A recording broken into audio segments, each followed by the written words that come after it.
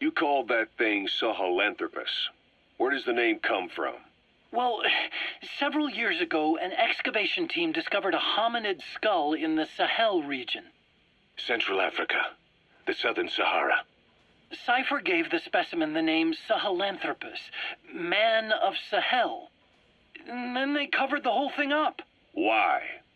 They probably wanted to monopolize information about human evolution, to have a head start in their genetic research.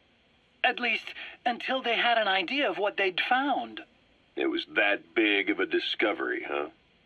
Sahelanthropus was a gracile hominid, estimated to have lived about 7 million years ago.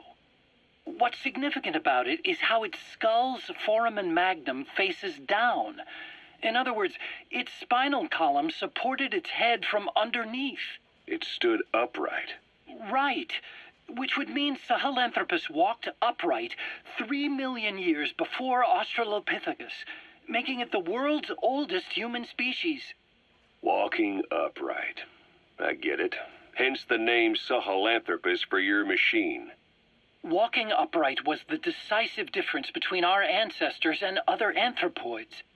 Our brains could get heavier once they were supported by the spinal column. That led to the use of tools and the development of complex communication through language. Only man is capable of this.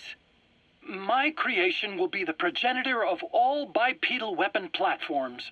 And you did this for Cypher? No, not at all. Sahelanthropus is the best proof that I never betrayed you guys. What do you mean? The reconstructed Sahelanthropus skull looked exactly like the skull we used as our logo 9 years ago in the Caribbean. An army without a nation. Outside the world order. The design was based on Pangaea, the supercontinent that existed 250 million years ago, right? Yeah. When the world was a single landmass. That concept's at the source of our strength. I felt the same way about Sahelanthropus.